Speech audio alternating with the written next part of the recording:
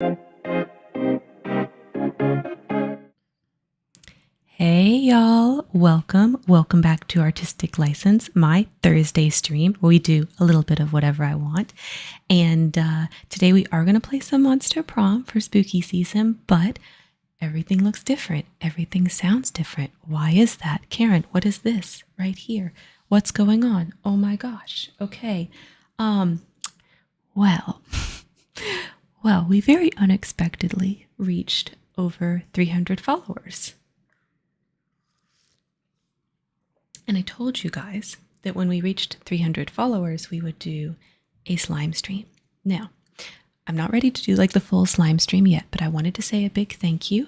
So we're going to do a little ASMR slime introduction. So slime introduction today, instead of a personality quiz, we're going to do a little slime stuff, kind of test this out, going to test the waters. Now, how did we get to the 300 followers? Well, I joined a raid train. It's not taking place until January, so it's still getting planned and all of that. So it's quite a ways away. So we'll talk about that more later. Hey, Koneko, welcome. But it was organized by Shady Joker. So let me do like just a quick shout out for him.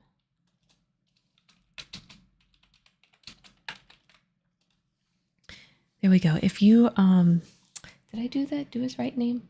I think I did. I'm just checking right now. See if I spelled his name right. I think it's just the Shady Joker. Okay, yes, that's right.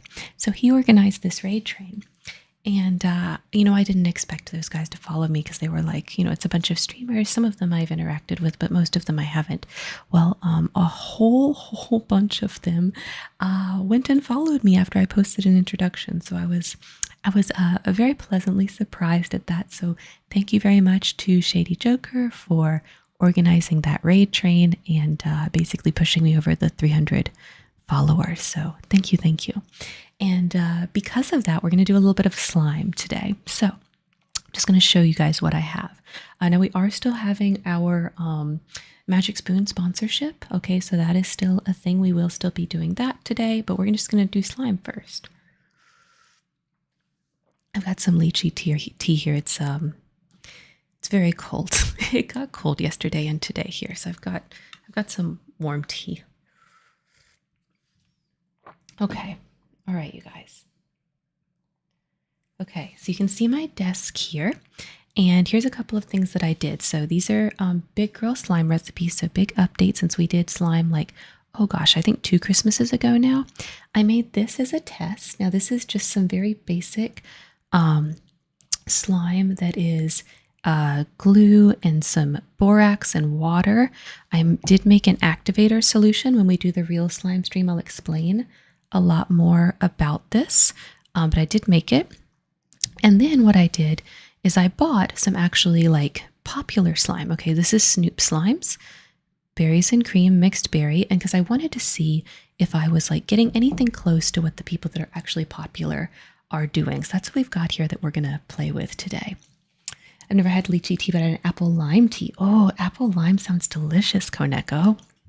Okay, so we're going to play with the fancy slime first. Now, it came with a little care kit. So what to do if your slime is sticky, what to do if your slime is stiff, making your own activator. So it did come with a little bit of borax, so you could make some activator. Okay, it also came with this cute little sticker here. And then down at the bottom, it's talking about what's in the slime, and it says that you should wash your hands with cold water before playing with the slime. So I did that. So I made sure my hands are very, very clean. I washed them, and I didn't put on any lotion after, even though that was very painful with the cold weather. But that being said, we're gonna play with this slime right here. Okay. This is brand new. Okay. Oh, I can smell it from here. Okay. It has this really beautiful berry scent. So let's move the microphone a little bit so you guys can hear the slime itself.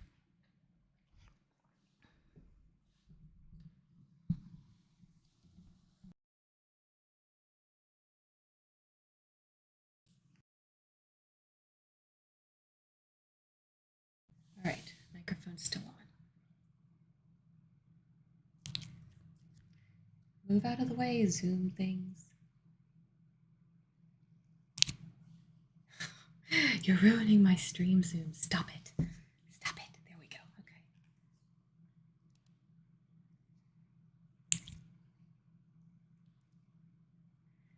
The slime is like very soft. It's very soft and squishy. Okay.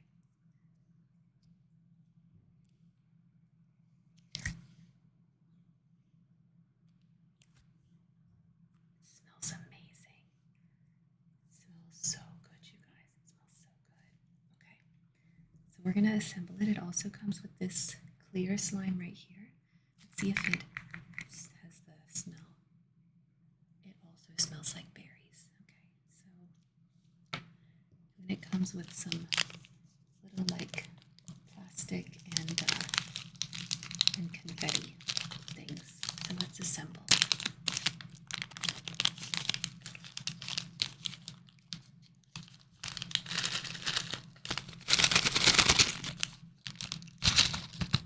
That actually looks like perfect slime. I don't like slime textures usually. Yes, I am very, very impressed. I'm very impressed with this slime. It feels absolutely amazing. I hope I can achieve something similar. I know the one that I have right now does not achieve that, but I've got some ideas on maybe what they did. Okay, we're just gonna sprinkle those on top.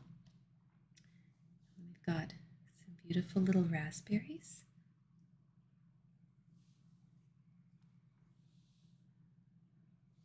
Some blueberries. There we go. And then we've got some berry jelly drizzle.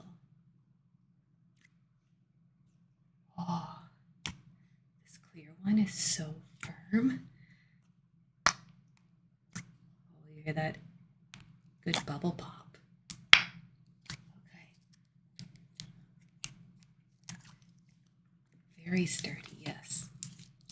Oh, okay. It's not very stretchy. Kind of broke apart, but let me just...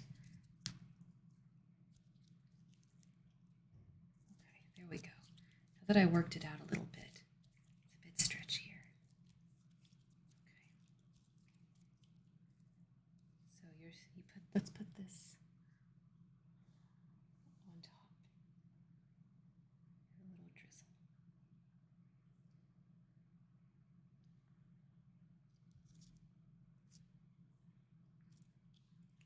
It still is sticking to my hands a little bit. That one did. I wonder if my hands are just kind of naturally sticky for the slime. I have sticky hands.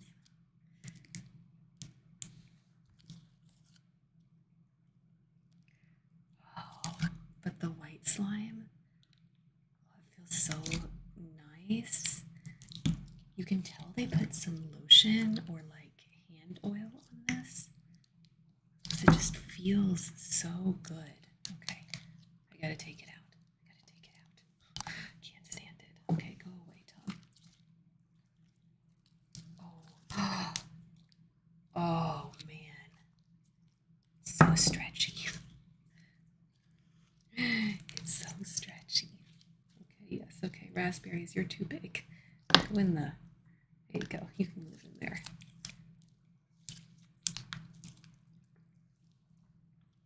Oh, it stretches really good, you guys.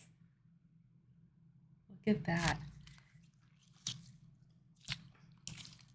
It is sticking to my hands a little bit. I think I just have very oily skin. Because I did wash them, but it's still like sticking a bit. Now I'm sure I can add some activator to it and that will fix that. But I think it's just maybe a bit how my hands are. But because it has this beautiful scent, it's actually like kind of super addicting to just keep stretching it. Because it keeps like releasing that smell. And it's like just the right amount of slime too. It's like kind of almost a little bit too much for my hand, so it kind of like goops everywhere.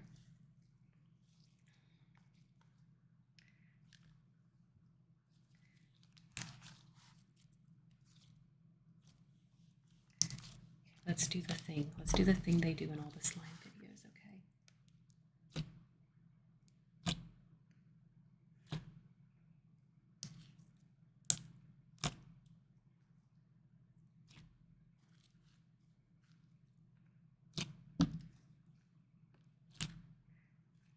I wish I could slime stim. Maybe you just need to get like some really good slime. This is definitely different than like playing with store-bought slime. I think because it has literally lotion in it. And it has a nice smell too. I think that's really helping like for me as far as getting like some good stim vibes out of it. I don't know if that would work for you, Kaneko.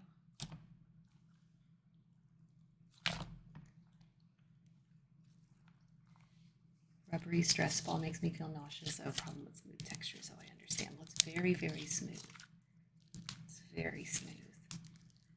I love this like beautiful light pink color that it made when I mixed the jelly in.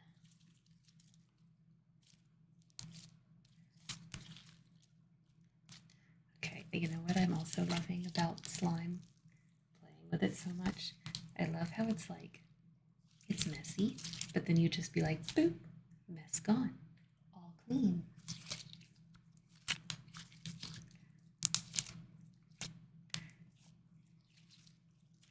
Okay, so I think I have a good idea of what like the high quality slime feels like to play with.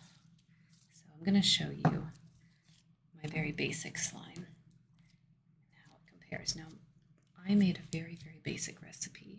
It has no lotion, no scents, no colors. It has, you know, absolutely nothing extra in it. Can I close this back up? I might have to wait until the bubbles fall out. I know there's air bubbles in there. Okay, why don't we do this? Let's just gently put the lid on. You can just sit to the side. Okay. Hands actually feel really nice after playing with that. So it definitely had like some lotion in it. Okay. So here's the slime that I made.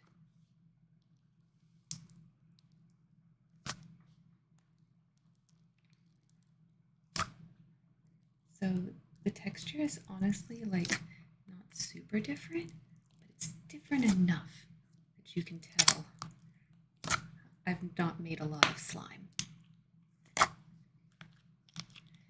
Also, I kind of regret buying these containers because I'm not going to lie, it's hard to get back out. But let's do it anyway. I should have gotten wide, fat containers, but I didn't. You live and you learn.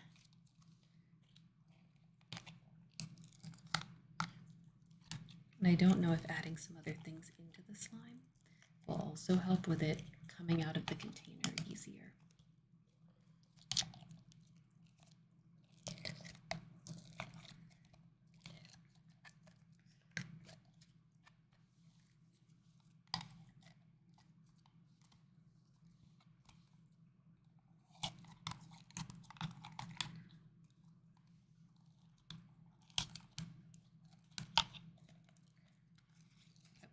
Don't buy these tall containers, guys, if you want to make some slime after I show you how we do the slime stream. Do not buy these. It does not work for slime. These are little 4-ounce containers. But them being tall is no bueno. There we go. I'm getting the slime out now. Okay, that's good enough. I did. I was like, whatever, it'll be fine. You know, it's not fine. It's not fine. Okay. I honestly feel like I have the right firmness here. Like, I think it's got a good ratio of activator to the glue, but watch, it's not nearly as stretchy. You can see how it's like breaking. See on the camera, it's like, and it still stretches, but it's like, it's breaking. You can see that like there, it's not smooth, but it can still do good.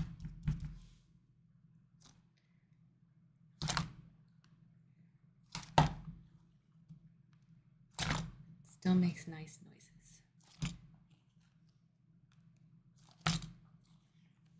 noises. Yeah, you have to stretch it a little bit slower.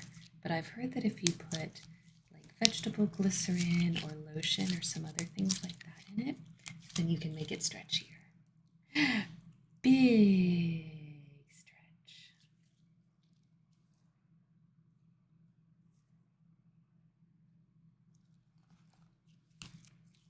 So yeah, actually comparing this to the popular Snoop slime, I don't think I did too bad.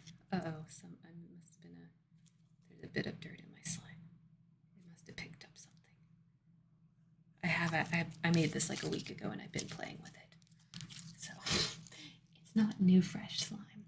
She's a little used, but you know what? There's nothing wrong with that. There's nothing wrong with that.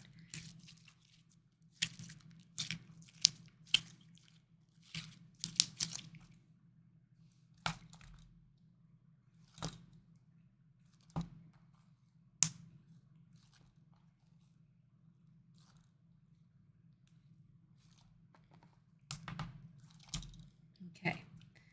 All right. Let's put this one up too now.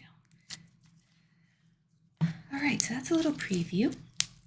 As a thank you for the 300 followers, we will do a full slime stream with the ASMR whisper voice.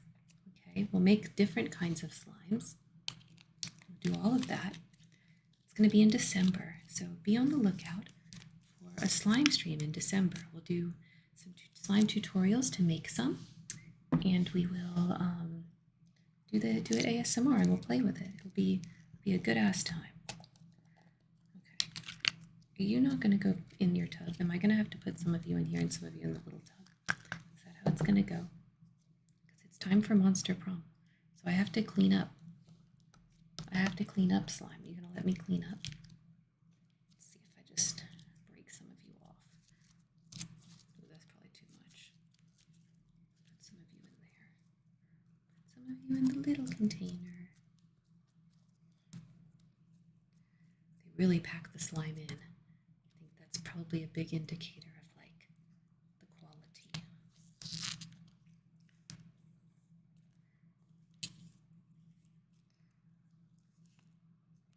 Gosh. Let's see if this lid can go on now. Yes, okay, this lid can go on. Come on. There we go. Nope, didn't get it on this side. Might not be able to save all the slime.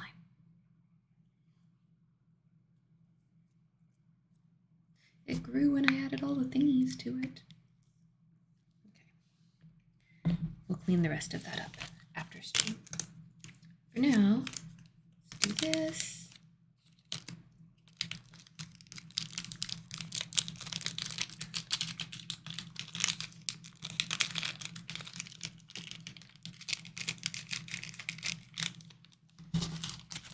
All right, let's scoot our keyboard back over. Put my mouse back in the right spot.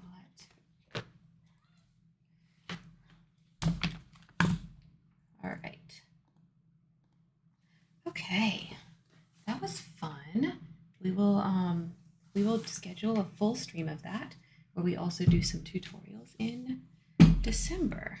All right, I'm just gonna move all of this out of the way. Take my phone back because it's not being another camera for me. Okay. All right. Move out of the way, tripod. There we go. All right. I am going to go into my audio. Let's see.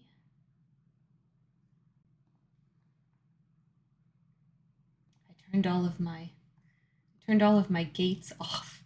So I gotta make sure that I turn those back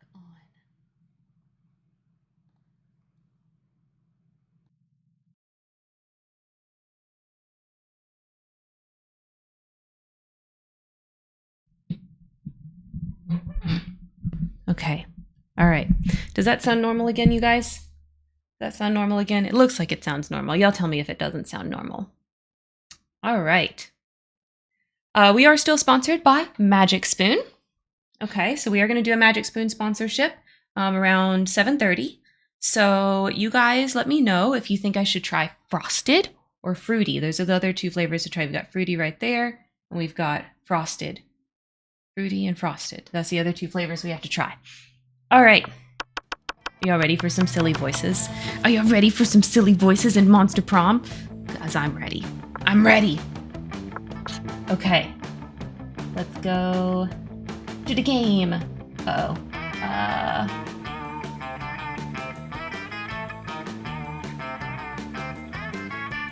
There we go. Now it will load. All right, you guys. Okay. So we have romanced most of these characters. We still have not done a storyline with the vampire. We've not taken him to prom. We've not taken the Medusa lady to prom. And technically we haven't taken the mermaid girl to prom. However, we did get one of her endings. So we gotta do those other two first. And we're working on Steam achievements. So we can either go every time to class, every time to the library, every time to the outdoors, or every time to the gym. We could do any of those. Let's do a full game. Okay. Okay, we have seen all of this. We can skip. We are this one. Yes. And we are Karen.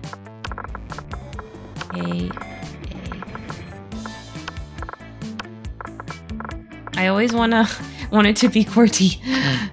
I'm looking in the wrong spot for the letters. Let's go. Okay. We have done this. Yes. Yay! What? Okay, 6 weeks to choose our prom date. Let's go. Stupidest quiz ever. Yes.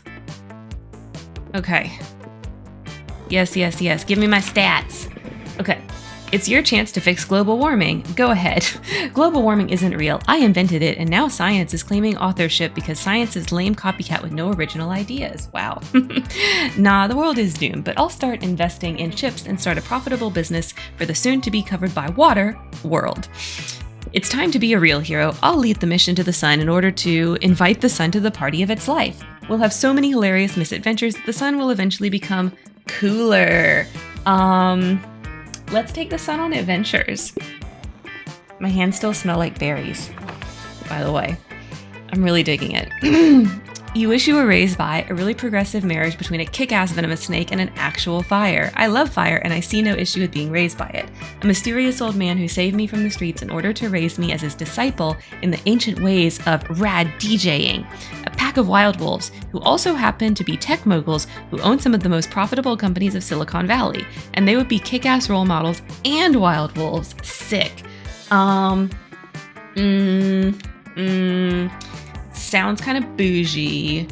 I think we're gonna learn the ancient ways of rad DJing. Yeah.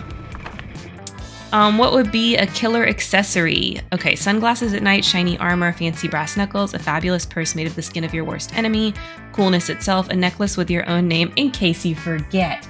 Okay, what do we think that Vampire Boy or Medusa Girl would like? I feel like maybe the fabulous purse made from the skin of your worst enemies. One of them, this has to be one of those two, right? Right? Maybe. Let's try it. Oh, yes, it's the Medusa Girl. Okay, well, that's our choice. All right, thank you so much for lurking, Koneko. We love our lurkers here. All right, we're gonna try to go after the Medusa Girl, I think. All right, and let's do an all library run. Let's go. That day, you spend some time in library PCs mining some bitcoins. This is supposed to have something to do with solving algorithms and the rise of cryptocurrency, but you guessed that nobody actually has any fucking idea how it really works. Spoilers from the future. True. Anyway, you gain +2 bitcoins, which is equal to $2 million, which unfortunately is equal to 2 monster dollars, so +2 money. Okay. You see hordes of your classmates running away from Vera and Scott. They're screaming, "Spoilers!" Right. Okay, we didn't fully decide on a voice for her. I think I'm just gonna try to maybe pitch my own voice a little bit lower. Have you seen the latest episode of Detective Wereweasel? Wereweasel finally exposed the cartel's entire operation. Awesome, bro. I did. It was so exciting. I peed on my grandma's carpet. Not bad. I know, right? And the cartel's organization structure is so cool. I took so many notes. Oh, bro. But last night was the last episode. It was so sad. I peed on grandma's carpet. Well, why don't we start our own TV show? We'll make it better than Wereweasel. What? Better than Wereweasel? Is that even possible? We're the perfect team, and I have money, and you're the gullible target audience. Gorgana Film Studios requires your ideas. Scott Gorgana Film Studios? We'll talk about that later. Right now, I need ideas. When the Mafia threatens to close this gym, an ugly-ass Nosferatu must expose the syndicate to save the only place that lets him do his reps.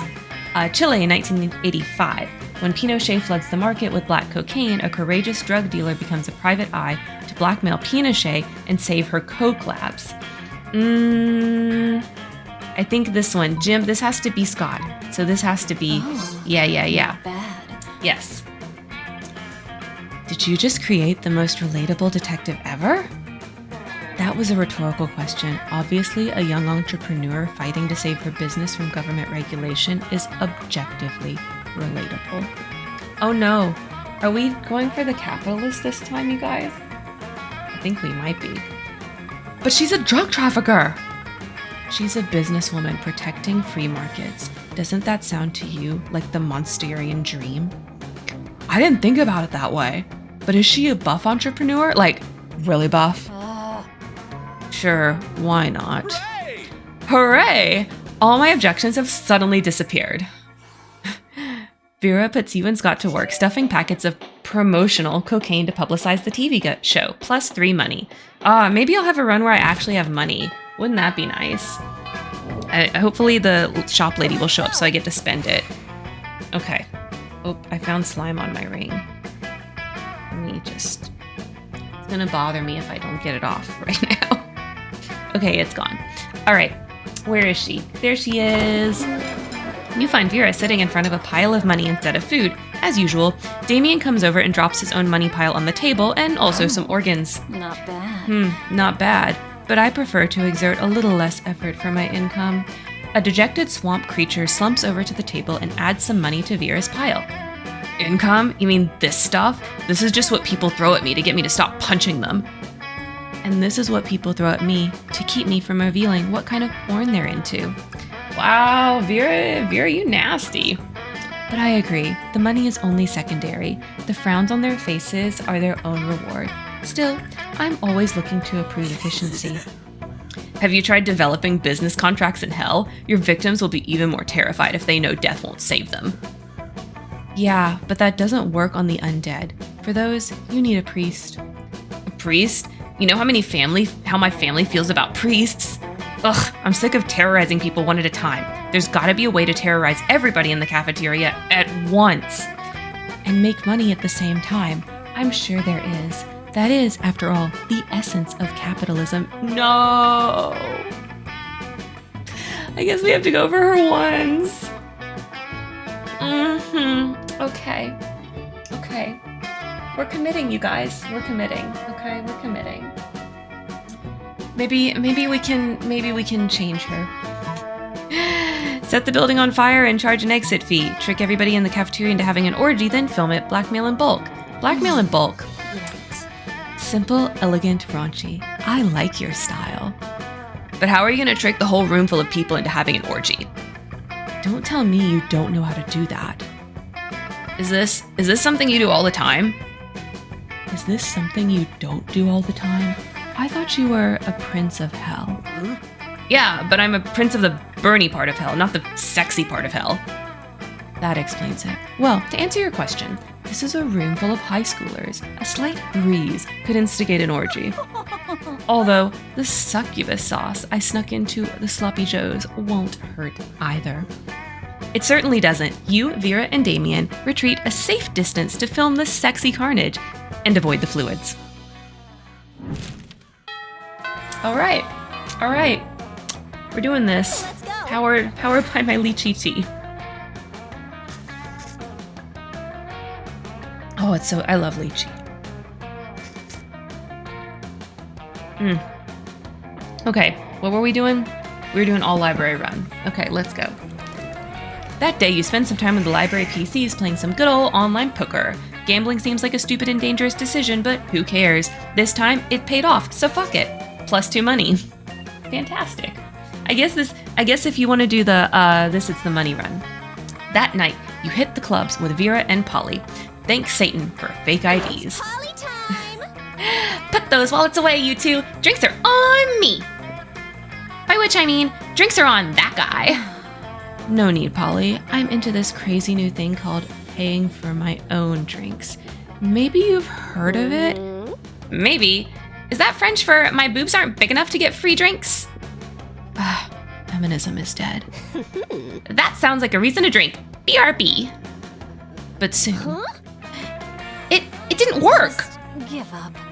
What was that you said? It sounded like Portuguese for my shameless pandering didn't get us any free drinks. Ugh! This is quickly getting out of control. Maybe if you find a way to make that guy pay for your drinks, you can fix this.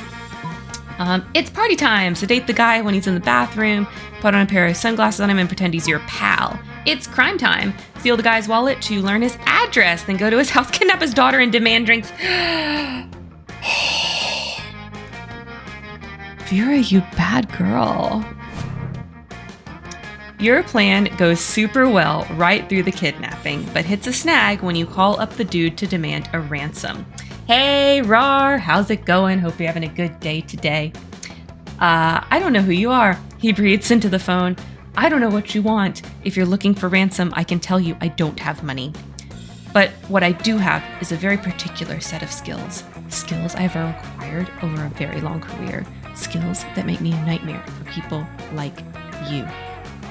You rush to hang up the phone, but it's too late. He started a personal vendetta journey against you, which gets really unpleasant, especially when he goes all Perilla on your ass. You literally could have just used his wallet to buy the drinks. Why did you always have to jump straight to kidnapping? Because Vera likes it, okay? She likes it, okay? And I'm being capitalist brainwashed. I don't know. That's why. That's why. Yes, we're doing Vera. This is a Vera run. An all library Vera run. Yeah. She's apparently a capitalist girl boss business mogul. So yes, she likes dumb people. Okay, that day you spend some time on the library PCs managing your start kicker. Oh, kicks, okay. You deceive a lot of people with sensationalist video and impossible promises. Nice. You gain 100,000 money, but almost everything goes to cover costs and you keep 2 money. Later, you see Vera cackling to herself in the hallway, which is whatever, but you might as well find out why. Just practicing my prom queen acceptance speech in my mind. It's not like the title bears any meaning whatsoever, of course, and I really do consider the whole thing way beneath me. However, considering how much meaning other girls put on it, I can't risk some uppity bitch thinking she's better than I am. Plus, it's not bad branding either. I could see using a victory to start a line of successful prom queen accessories guaranteed to get you the win. Perfect prom shoes, the right makeup, fancy knives to take out your opponents. Speaking of which, I assume this goes without saying, but I'm not leaving anything to chance. I'll be doing a blood ritual to ensure my win. I still haven't found the exact details yet, but I'm optimistic that at least some of the items will be found in the shop. The only question is where exactly I can find the details for a proper blood ritual. Why don't we ask the coven? They're witches, they should know all about blood magic. Literally just search the internet. Like that's literally what it's there for. Do I condescend to Vera? Do I condescend to...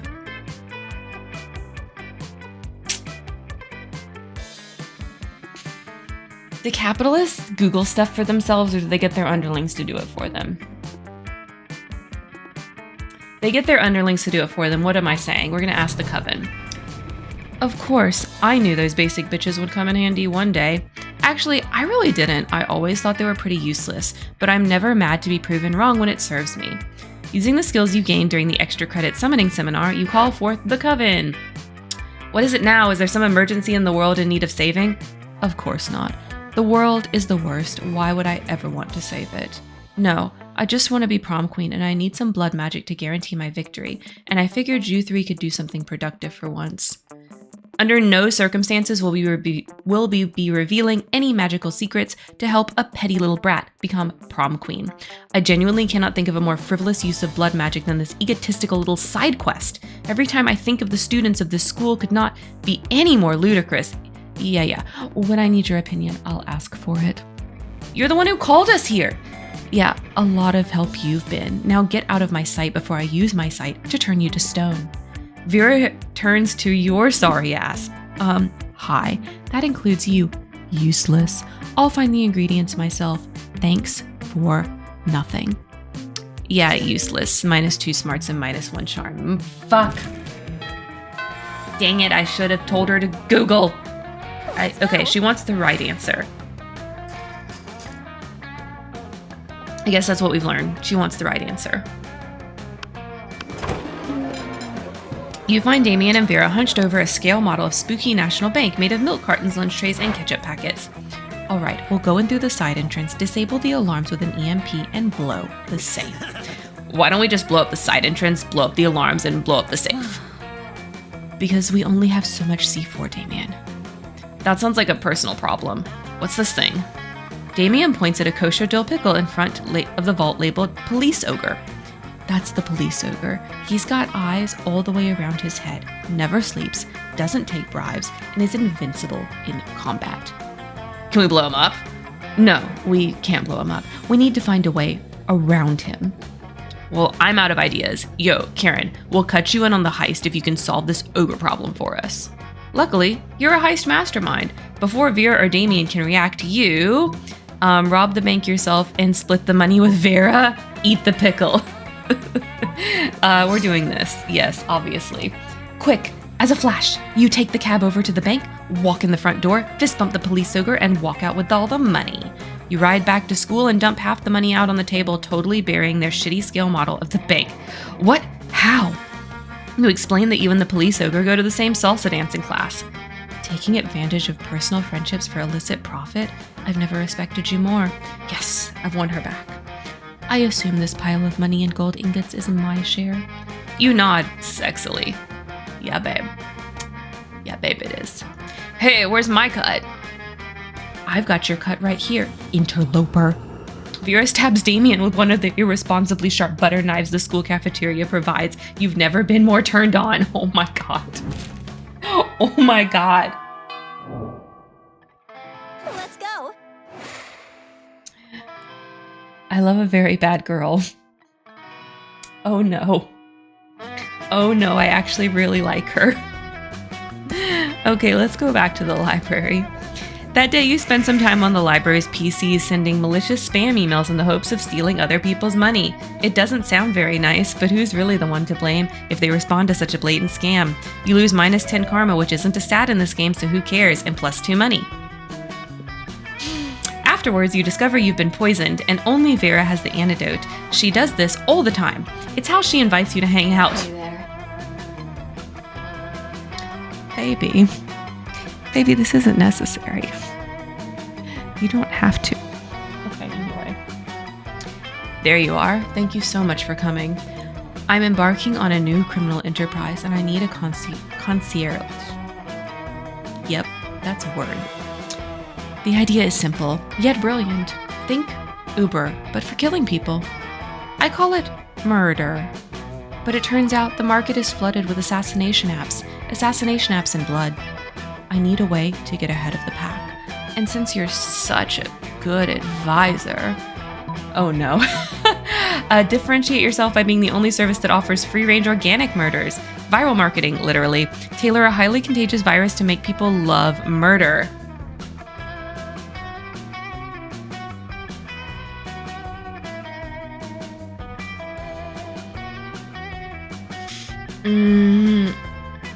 Viral marketing. Okay, let's see. You can do that? That's brilliant. You can use my private chemical weapons laboratory. Of course she has one. Of course she does. But soon. You fool! Your virus didn't make everyone love murder. It made them love murder. Just regular murder with an E before the R. This is a disaster. People are just running around stabbing each other, cooking each other with flamethrowers, running each other over the tanks. It's horrible. I mean, it's completely obliterated demand for my product. Why buy the cow when you can get the murder for free? Ugh, now I'm gonna have to wait for the government to develop a vaccine before I can resume my life of crime. Again! I keep messing up. I'm sorry, Vera. I'm sorry, baby. In her rage, Vera totally forgets to give you the antidote to the poison you drank earlier. Vera? Vera, why? Baby? But I love you. But I love you. It is. R.I.P. me. R.I.P. me. Okay. Let's go back to the library. Okay, we're managing our start kicker again. Yep. Same thing. Okay, yes, we did this one. But we got more money. Without warning, Vera pulls you aside and hisses in your ear. Oh my god, the stalker's back. You follow her pointed finger and see a guy dressed in a white toga and winged sandals facing away from you. He looks like a creep. He's been following me everywhere. He thinks I don't notice him checking me out in the mirrored shield he has, but I totally do. Ugh, it's such a chore being this beautiful all the time. How am I ever going to get rid of him? Threaten to feed a damsel to a sea monster. That'll distract him. He looks Greek. Why not bribe Zeus, king of the gods? Okay. We have to choose the option that would actually work. Let's choose this one this time. This seems like the more plausible, less extra option. Or maybe not. Maybe we should have bribed Zeus. I don't know what you want, Vera. Excuse me? You want me to get rid of my stalker by giving him another girl to stalk? Are you out of your mind? I will not stand for another girl having more stalkers than me. It's just not right. I'm the hottest. He stalks me, or he stalks no one. Got it. Vera stalks off, stalked by her stalker. No! I thought you wanted to get rid of him, Vera. Okay. God damn. Okay. Let's go. At least we're winning on the lunch round.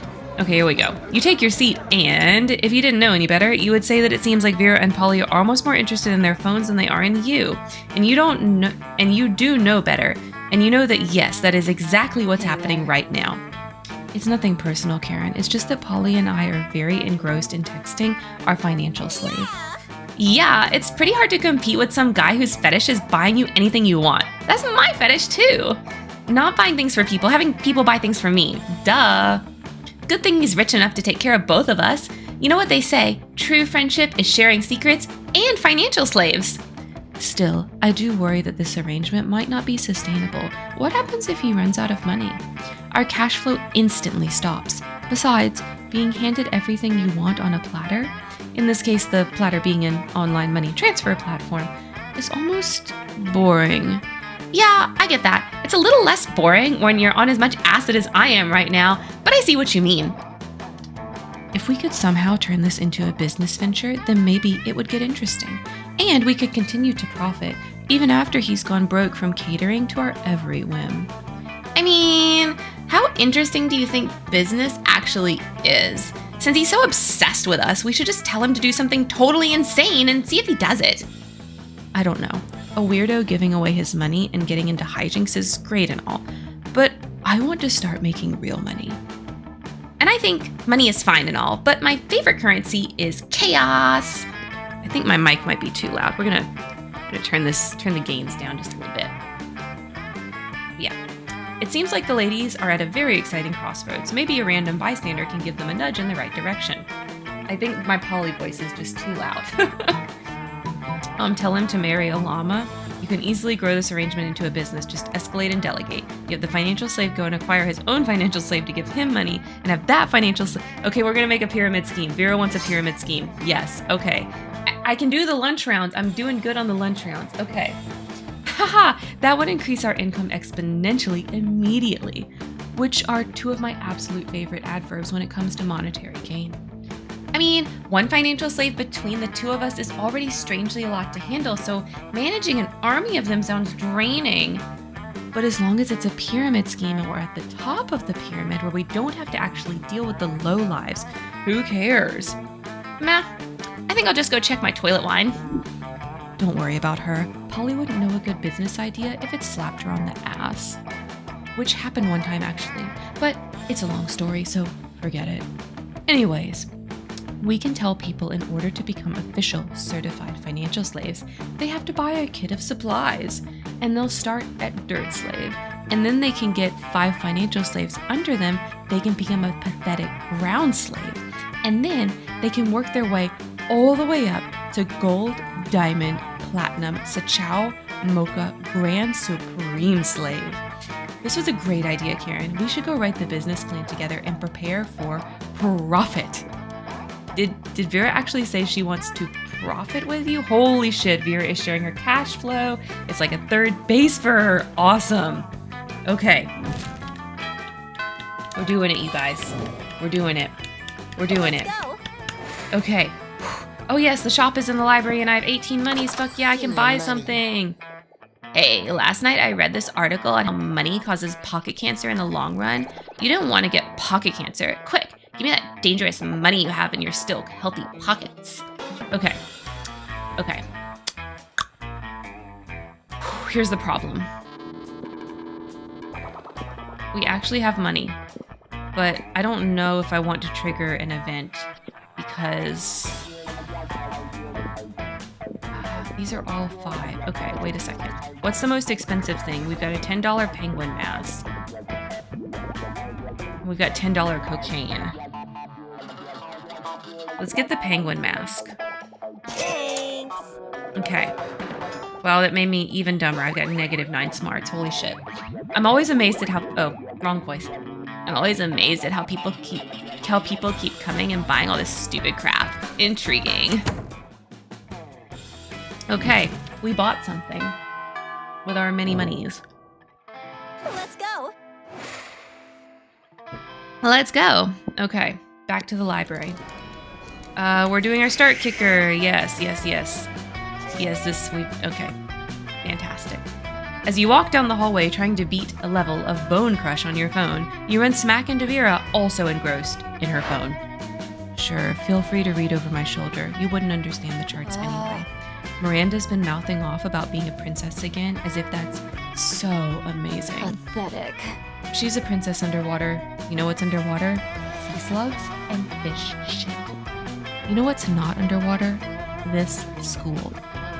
Why should birthright matter when there are so many other factors that determine a person's worth? Their beauty, their cruelty, their business sense, and using all of these factors, I've divided the school into cools and uncools. Now, I just need to find a way to reinforce the superiority of the cools over the uncools. Uncool students should have to carry cool students from class to class on chases. A rotting squid should be thrown at the uncool students to remind them of how uncool they are. I think she would like the carrying. I think. Okay. Do it right this time, Karen. Okay, do it right. Oh, okay. Okay, that was a positive audio. Okay. I do worry about my shoes getting scuffed and getting up from class to class. These cockatrice scale pumps cost $2,000. What am I supposed to do? Walk in them? Of course the uncool student should pay for the chases out of pocket. Maybe I'll go to the chase business, exploit my fellow students, advance the cools, and turn a profit. A few days later, you see Vera being carried from Apparitions 3 to AP Fear-mongering on a beautiful studded couch. You notice there's a tag on it that says Oberlin Upholstery, and Vera's counting her money. Sweet. We gain +2 money and +1 smarts. Oh, we got a little bit of smarts back. That's nice. It's nice. We're still at -8. Let's go. All right, back over here. You arrive at Polly and Vera's table to find them eating. Wait, both of them? Oh, yum yum. I sure do love food and eating. Look at this food. Go me. Oh, go in me. Yes, the cafeteria's Sloppy Joe truly has a subtle flavor profile. Finally, you notice the cause of this absurdity, a well-dressed businessman sitting at the next table watching both women intently. Oh yeah, I know you like this, baby. My eating is realistic and erotic. Be cool, Polly. This man wants to pay us for eating in front of him, not screaming about eating. Is this not what eating is? I forget. While Vera tries to explain eating to Polly, the businessman shyly approaches you and gives a small bow. Much obliged, friend, he says in a soft voice. Are these two fine ladies your friends? I must confess that I have searched far and wide for a suitable candidate to fill my rather unusual fetish. Paying a student at a high school for monsters to eat food while I watch politely from a distance. Well, that is rather specific, sir.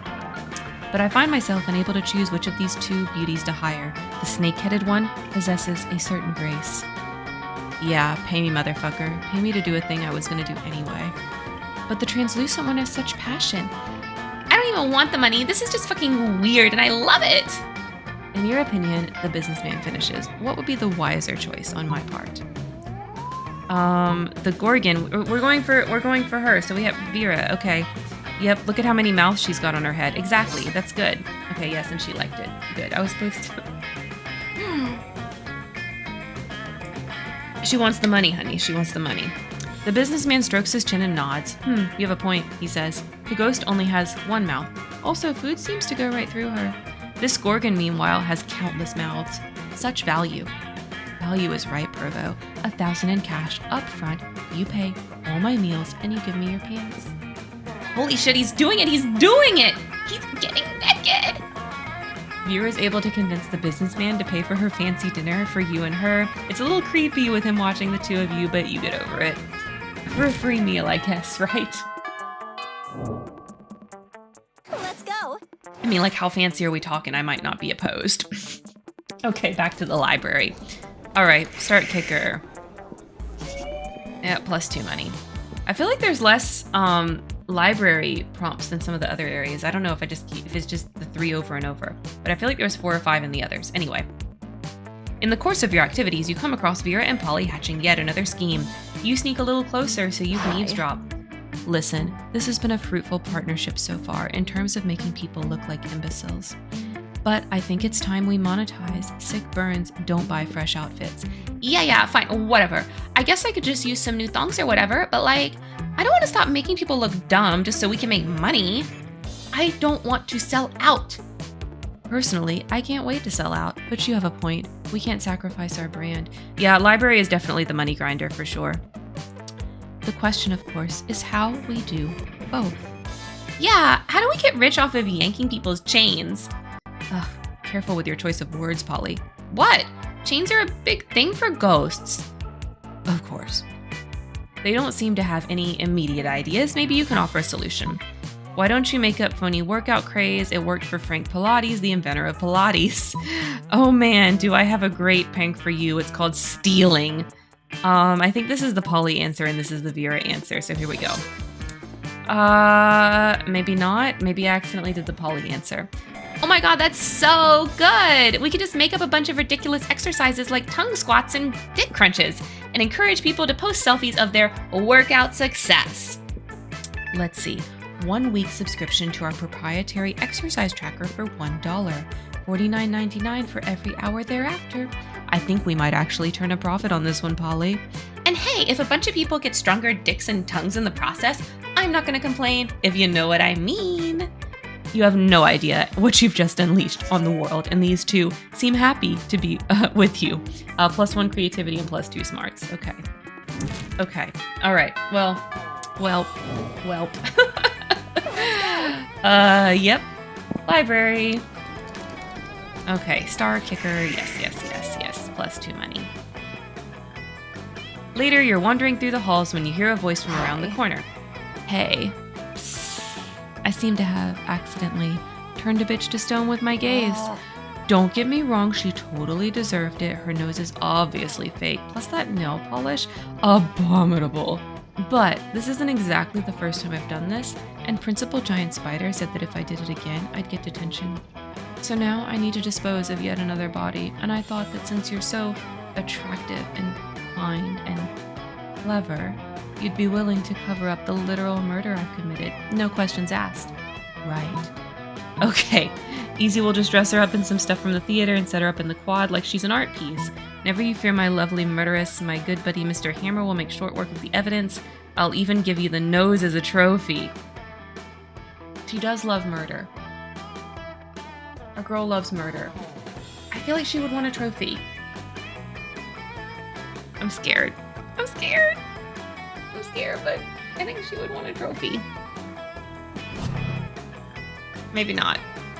You raise your hammer to begin smashing, but Vera stops you with a look. It doesn't quite turn you to stone, but close enough. Wait, what are we even doing here? Smashing a defenseless girl with a hammer in the middle of a high school? And why? Just so no one will know I murdered her? What's the point of even murdering people if no one knows you can murder people? I've got a reputation to uphold. You're a failure. I can't believe I almost let you destroy the evidence of my totally justifiable homicide.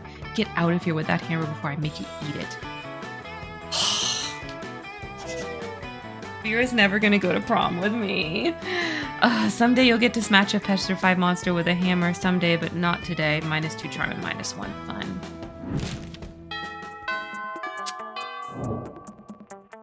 Let's go. The thing is like out of all these characters, I vibed the most with Polly. That's just the truth. That's just the truth. I vibed the most with the crazy chaos druggie. It's what happened. As you approach the table, you see Vera delicately lifting a forkful of quinoa into her mouth. She brings lunch from home. When... Food, fork, 6, 8. Who do we delicate? Eating. Yeah, eating. Ugh, Scott, what on earth are you doing? I'm cheerleading you to help you be the best eater in the whole school. What caused this obsession with cheerleading me through mundane activities that require no cheerleading? Everything requires cheerleading, silly. That's why we have cheerleaders. For our cheerleaders. But I can see my cheerleading's not working. You haven't eaten anything yet. That's because you keep staring at me with your damn cheerleading. I can't eat when I'm startled. No, that can't be it. I must not be cheerleading hard enough. Hey friend, maybe you can help me. You shouldn't be cheerleading for Vera to eat the food. You should be cheering for the food to get eaten by Vera in the walk-in freezer. The problem is obviously that we aren't dressed up as a giant salad. I think I'm supposed to send Scott away to the freezer. Okay. Yeah, okay. Oh, duh. It's just like when we cheer for the other team to lose instead of cheering for our team to win. Yes, I invented that cheerleading strategy. It gives us a huge psychological edge against teams that hate losing. I'm gonna go try it right now. Those vegetables are gonna get so inspired. Scott runs off to the kitchen to inspire the vegetables. You can still hear his muffled shouting from the back, but it's not bad. That has been quite pleasing. Thanks, Vera. Thanks. Now I can finally enjoy this quinoa and baby tears salad without unwanted encouragement. For the next week, all of the cafeteria food seems extremely eager to get in your mouth. Cheerleading really works. Oh my gosh. Let's go. Let's go. Okay. Let's go to the library. Okay, we're doing start kicker again. +2 money. As you survey the library, you notice Vera, who snakes are hissing and spitting as she glares at her computer monitor. This shit is getting so old. Every time I go on a dark arts forum, I have to deal with sexist trolls trying to call me out and prove that I'm a fake dark arts girl. Oh yeah? You like Lich King so much? Name 3 of their earliest curses. You probably just take pictures of yourself with cursed artifacts to get attention. As if I can't want to murder people in obscure occult ways just because I'm female. Please. I'm so sick of dealing with this sexist bullshit when all I want to do is use magic to make people suffer. I don't even know what to do. You should write a heated essay decrying sexism, an essay so heated it melts the eyeballs off of anyone who reads it. You don't need to prove your love of the dark arts, just go out and enjoy them. Also, I should totally come with you. Okay. My gut says this one, so I'm gonna go the opposite because I keep guessing wrong. I think she doesn't need to prove it. She doesn't need to prove it, okay? You're a girl boss, super babe. Okay, you don't need to prove it. Not so charming, my god. It's not like I can't be a badass of the dark arts girl on my own, but I suppose a little company couldn't hurt, right? Nailed it! Time to take Vera to the darkest, artsiest date of all time. One that you're 1000% sure she's gonna love. Dark arts con? Are you serious? How am I supposed to feel legit at the most cliche, contrived, commercialized, basic reduction of the dark arts there ever was? Why did I do that? Why? Oh shit, this does not bode well. Yeah! Why? She doesn't like this con. Okay, we didn't have to do a con. Panel 203, sacrificing a nubile virgin to attain ultimate wisdom. Wow, we sure are getting away from sexist tropes now. I don't know, some of the characters are harder for me. Like, I had a hard time with Damien, too. You enter Hall HHH, the largest hall that's ever been. Hall H, yes. You survey the stage as tons of monsters take dramatic selfies. Are those candles spray painted black? Why not just let them actually be whatever color they were? Like the color actually matters. This is such fake bullshit. And half of those symbols aren't even runes. They're just random squiggles that look like they were drawn by a drunk toddler. This is the lamest ritual I've ever been to. It's so lame that even the coven is here. Hey, rude. We resent that. You clearly don't know any more about the dark arts than those douchebags on the internet. What's next? Wearing skull jewelry and listening to heavy metal with lyrics about blood rain? I'm out, before the coven starts to tell us why this is necessary to save the world somehow. Bye. Vera storms haughtily off, and you make a quick call to Blood Rain Jesters to cancel the private performance you had just scheduled outside of Vera's window. Oh no. Oh no. That's the second time that we've heard the coven talking about the world ending. So that's interesting. You win some, you lose some.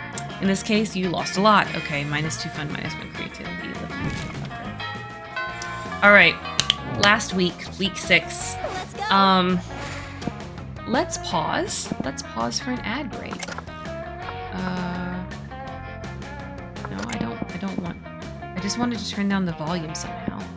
I don't know if I can. Okay, I think we're just gonna have to turn it down here. There. Okay. All right, you guys. Tonight's stream is sponsored by Magic Spoon. Magic Spoon is a high protein, low carb cereal. We've tried 2 of the flavors so far. We've tried peanut butter and we've tried chocolate.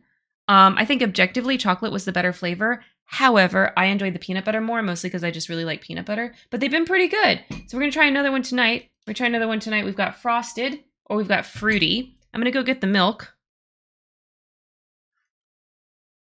And then we're going to choose which one we're going to try. We got milk. Fruity? Frosty. Oh, frosty. Okay, yes, we can try frosted.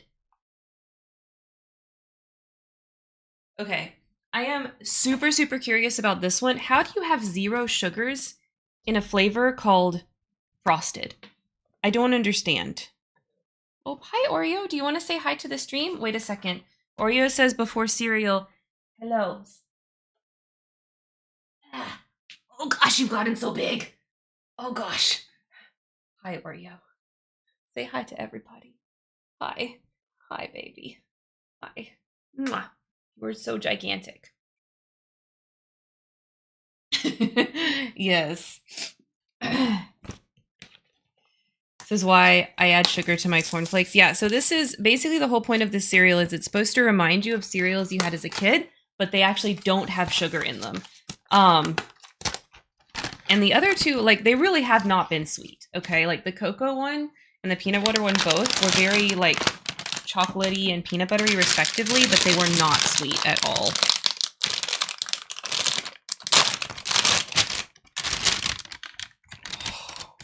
Oh my god. It smells like cookies.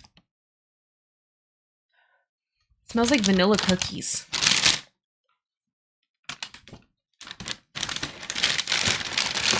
I was not expecting this. I was honestly expecting this one to be super bland because how is it frosted with no sugar?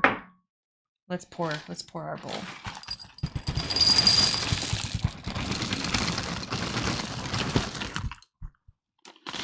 Okay.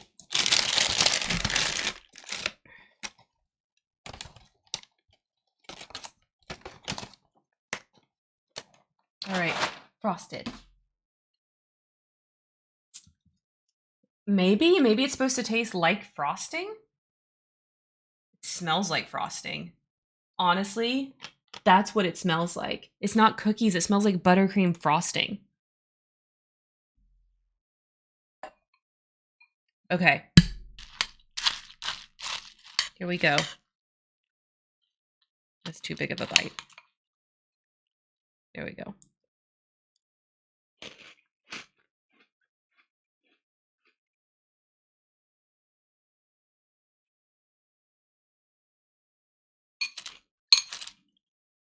I told you guys I wouldn't lie to you, so I'm not going to. Even though Magic Spoon is paying me. Don't get this flavor. It's not good. I'm not like joking or being sarcastic or anything. It smells amazing. It tastes like nothing. Just buy regular Cheerios. There's no point. Chocolate and peanut butter both was like way better. Don't get frosted. Yeah, it smells the best. Out of all of them I've tried so far, it smells the best, but it doesn't taste like anything.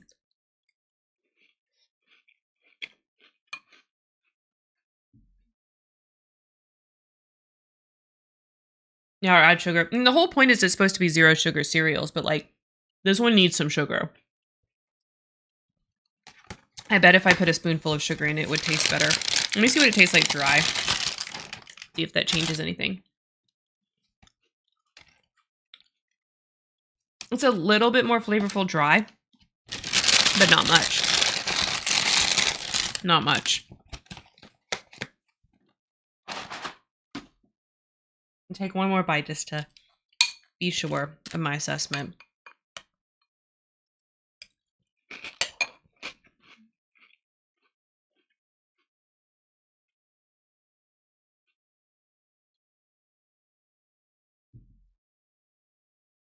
Okay.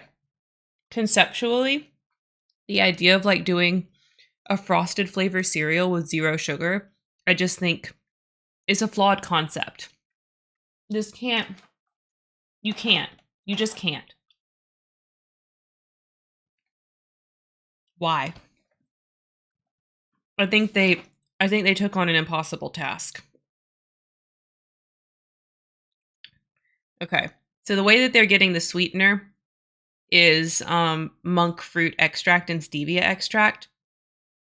There's not even a lot of monk fruit in here, honestly. There truly isn't.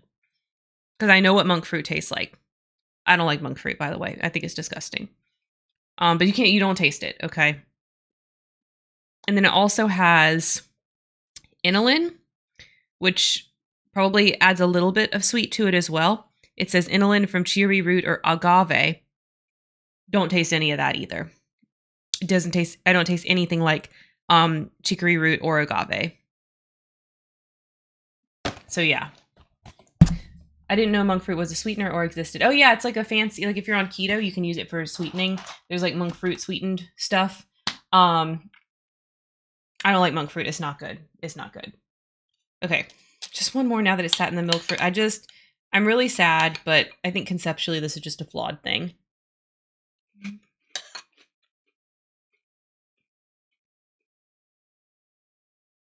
It's not good. Okay. It's not good.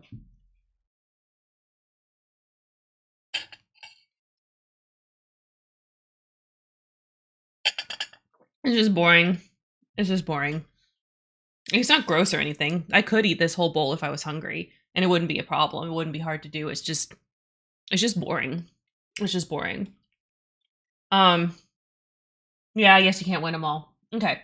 I'm gonna go clean up. I'll be right back, because I can't just leave the milk in here. I gotta go put it back in the fridge. Yeah, I mean, if you got this and so that you could control the amount of sugar, that might be a reason to get this. Because I know if you added sugar to this, it would be good because it smells amazing and the texture is still good like the other ones. It has the same texture as them, which I still like. I think it's good. But there's no flavor. It doesn't taste like anything. It doesn't taste like anything. It just smells, which it smells amazing. But yeah, anyway, I'll be right back. I'm gonna put the milk up. All right, I'm back. When I mean dust, I would dump about 3 cups. Okay, we will try the fruity one next Thursday. But yeah, so far, peanut and cocoa, way freaking better. That flavor was the first one that I've tried that I thought was like not good. Okay. Alright. Library again. Final week. Okay. Bitcoins. I need so much sugar in my cereal. Yeah, I really don't eat cereal much anymore because it's just, there's too much sugar in it for me. I've gotten to an age where it's like, that's just not, if I'm gonna eat something sugary, like that's not what I'm gonna eat, you know what I mean? Okay, plus 2 Bitcoins, yes. You're making your daily, oh, it's not her voice, it's narrator voice. You're making your daily protection payment to Vera when suddenly. Everyone stop what you're, I can't remember his voice. Everyone stop what you're doing and look at my majestic visage. The interdimensional prince, muscling in on my territory are you? Not at all, my darling Viperess. I'm here strictly on a business capacity. Business, you say? I'm all ears, except for my snakes, which are all tongues and teeth. It's simple economics, my love. You're an aspiring crime kingpin. I'm a prince. I propose a merger. A merger of our resources, our minds, our bodies, and our spirits. Not bad. Interesting. Oh no, Vera's getting out her calculator if she decides this merger is financially viable. Good luck asking her to prom. But how will you undermine Vera's confidence in the prince's financial status? Replace all of his gold with fish, steal all of his money with high-frequency trading algorithm Carl. Another choice. Do we replace with fish or steal? I feel like Vera would want us to steal, because then the money is ours now, and we could give it to her. I didn't like that sound. That wasn't what I was supposed to choose, I guess. You unleash your pet computer algorithm on the prince's financial network, but you didn't anticipate the warping effect of interdimensional travel. Carl becomes self-aware. It turns out Carl doesn't like being forced to bankrupt random princes you don't like. Carl doesn't even like you. He teams up with an extra-dimensional insect conglomerate to buy all of your clothes and sell them to an army of huge intelligent wasps. Okay, I know we're talking business just now, but that's going to have to take a backseat to my #1 favorite activity, watching an idiot get stripped naked by giant moths. You love watching idiots get stripped naked by giant moths as much as the next monster, but it's different when the idiot is you. -2 boldness, -1 smarts. Holy shit, look at my stats. They're all crap except for money. I'm a big, dumb, rich kid. Carl should get over it. You were supposed to help me, Carl. I'm so disappointed in you. Okay, here we go. Vera's about to lift a glass of scotch to her immaculately painted lips. You can drink whatever at the school, apparently. When Miranda screams, "Stop! Don't drink that!" Why not? This scotch costs more than most cars. Has your taster tried it yet? What taster? You don't have a taster? What if your drink is poisoned by someone jealous of your good looks and royal title? Listen, Mary, I only drink 4 things: scotch, red wine, the tears of my enemies, and straight-up poison. You drink poison on purpose? Miranda, my hair is venomous snakes. You think poison actually harms me? Well, you should still have a taster. What if someone puts really spicy hot sauce in your drink, or poison? Ugh, what do I have to do to get you to drop this? Simple, hire a taster. Fine. Any volunteers? This might just be the big break you've been looking for. You raise your hand. Oh, excuse me. And when Vera picks you, you drink all of your scotch, enraging Vera and delighting Mira. Pretend to be poison, terrifying Miranda, and amusing Vera. Oh yeah, there we go. It told me the right answer that time. Thank you, game. Maybe if you get enough money, Vera will overlook everything else. I hope so. You should Vera a wink, take the tiniest sip of her scotch, and then, No, stop vomiting! How will you be able to taste for the poison if you're too busy foaming at the mouth and vomiting? You fool, she is poisoned. Run and tell the authorities before this poor sap's face melts off or something. Oh dear, oh my, I'm no good in crisis situations. Curse my uniformly pleasant childhood. Miranda faints with the utmost drama, and if there's one thing princesses are good at, it's fainting. That was hilarious. I should put my poison in scotch more often. I should put poison in my scotch more often, whatever, same thing. You can stop vomiting now, by the way. She passed out. Oh, do you need the antidote? All right, here you go. I guess I should have let you know the scotch was actually poisoned. Oh well. How about we get ice cream to make up for it? Your stomach's still too weak for ice cream, but you're never too sick to spend some quality time with Vera. Bless. Let's go. Okay. We are going to the library again. Okay. Yay, we got the achievement. Alright, +2 money. Hey Karen, remember that one time at the party where you explained to me in great detail your brilliant secrets of the business world? Holy shit, you do not, and that doesn't sound like your area of expertise at all. You must have been pretty drunk. But it's Vera, so you smile and nod. Well, I will be attending a very fancy and important business dinner event tonight full of powerful people by exclusive invitation. And by exclusive invitation, I mean I'm going to use my Gorgon powers to turn the concierge into stone and then sneak it. I'd love to see you put other people's money where your mouth is if you're not doing anything tonight. You were planning on reorganizing your collection of very rare mint condition Pokemon cards, that's right. The popular trading card game based on the even more popular video game Pocket Humans. Each card depicts a human with a specific job and bio, but that can wait. So, when the time rolls around for the fancy business dinner, you shove them in your pocket and roll out. Karen, over here. Glad you could make it. I've been raking in business cards hand over claw so far. I met Gertrude Gorgonzola, the Diamond Tampon Tycoon, and Ray K. Bebop, the social media influencer / rapper / robot, and they're both very excited to do business with me. How have you done so far? You turn out your pockets and show Vera the evidence of your endeavors, which consists of the lobby card for the hotel the convention is in, and the only thing handed to you by a real businessman, a sticky note with the word no written in red Sharpie. Maybe I should have invited someone else, literally anyone else. No, it's okay, you still have an hour left at the event. It's time to pull out all the stops and choose an amazing tactic to get as many business cards as you can to prove to Vera what a valuable business asset and or prom date you are. Okay, you may have no businesses and therefore no business cards, but you sure as hell have Pokemon cards, trade those. Convince the business people you have a rare disease that can only be cured if you're given 100 business cards. Maybe I can convince the business people that the Pokemon cards are worth money. Let's do, okay. Not so creative, that's not good. That's not good. Okay. Quick as a flash, you pull out your dope collection of Pokemon cards. Hey, yells a lizard person in an impeccably tailored pinstripe. Are those Pokemon cards? I love Pokemon! Cries a nearby spawn of Cthulhu withdrawing a pack of cards from his purse. Pocket humans are the humans I hate least. Soon you are surrounded by businessmen, all enthusiastically pulling out their collections of Pokemon cards. Who knew a trading card game based on a video game, mostly for much younger monsters, would have such an immense popularity in the high-end business community? I did, I kind of guessed that. A dozen or so of you sit on the floor, swapping cards back and forth as you swap stories of the best Pokemon tournaments you played in. Uh-oh. Here she is. What the hell is going on over here? Why is everyone on the floor? You show Vera your impressive new collection of rare Pokemon cards you preferred. Pokemon cards? How is this of any way useful to me? Pokemon aren't real. I need business cards to get real business contacts. And not only did you not get any business cards, now I won't be able to either. I know how you Pokemon nerds roll. Once you get started, it's impossible to get you to stop.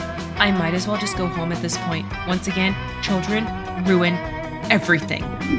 You start to launch into your trademark tirade about how Pocket Humans merchandise isn't just for children, but it's too late. Vera is gone. Motherfucker. Why didn't I just use these skills of impressing them to ask for cards? Duh. I should have said, give me your business cards. Okay. We fucked up really bad. This might be our first rejection. I just couldn't get into the capitalist mindset. I just couldn't get into it. I couldn't. So, Hey, here we go. Yes, we're gonna ask her. Let's see what happens. You finally pluck up your courage and ask your beloved to go to Monster Prom with you. You're asking me to go to prom with you? Sorry, I'm focusing on my career. My career in not dating losers like you. Bye, loser. Pathetic. We got our first rejection, you guys. What a loser. After that, you were forced to abandon your home and join the underground society of sad people who couldn't get a date to Monster Prom, which is a fancy way of saying you had to live the rest of your life in the fucking sewer. Gross. What? That's what happens when you get rejected? Most likely to become lasagna. I'm not being paid for this quote. This is outrageous. Oh no. Oh no. Welp.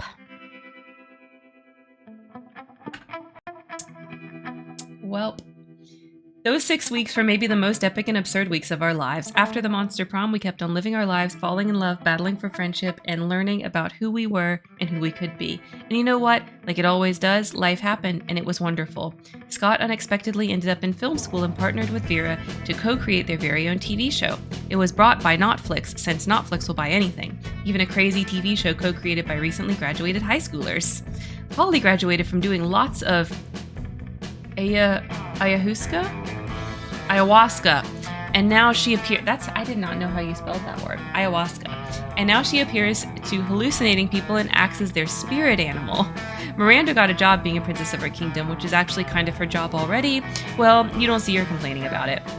For those 6 weeks, the Monster Prom seemed larger than life, and then it was gone just like that.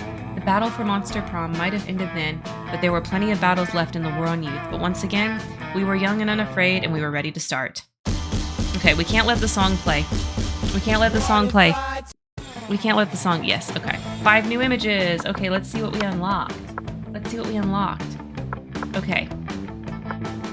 We got an... Oh, our rejection. We got our rejection from Vera image. Oh. Okay. What other art? Oh, this was new last time. These, I think I unlocked these last time.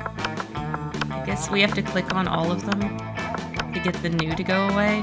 I thought it would go away between last games and this game. I mean, that's cool, some concept art. Okay. Is there more on this one? Yes, there's this page. Oh, that's cute. Oh, okay. These are nice. Oh, the 3D model. Very cool. Oh, this is pretty neat. Okay, let's look at some more fan art. Oh, more Damien fan art. Okay. All right. Let's go back. Okay, we had our first failure, you guys. We tried. We tried. All right. We're gonna do another short run.